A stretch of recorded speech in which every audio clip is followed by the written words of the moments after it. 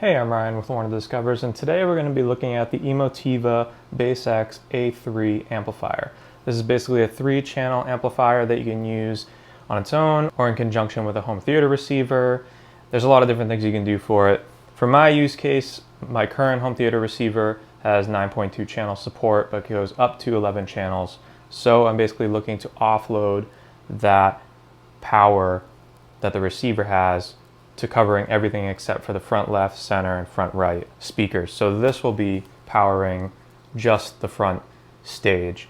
And the better part about this amp is that it provides more wattage than what my receiver would be offering. So my receiver right now, for example, so it does like 120 watts. This will do 140 at the same time for all channels driven. So I'm excited to set this up and see what comes in the box. So let's get started.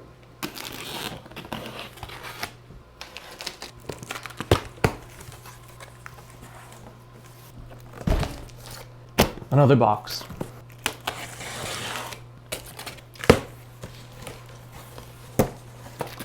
First, we have a nice little manual here, ring binder.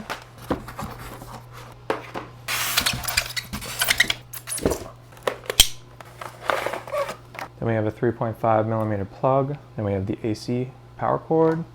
Then we have the actual unit itself.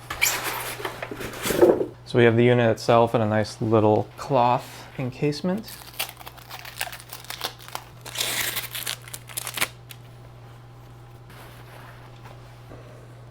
And here's the unit. You can see on the front, there's not much to it, just the power button on the front, I think, and then some LEDs that'll signify when it's powering your channels. Then on the back, you can see here, you can turn on and off the status LEDs, and then you have your triggers, so you can set this up to trigger from your receiver. So when your receiver turns on, it'll turn on the amp, or turn off, vice versa.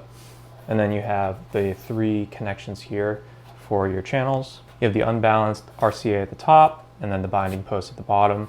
So I'll basically take my front left, center, and front right, plug it into this, and then I'll use the pre-outs on the receiver to come from this unbalanced RCA.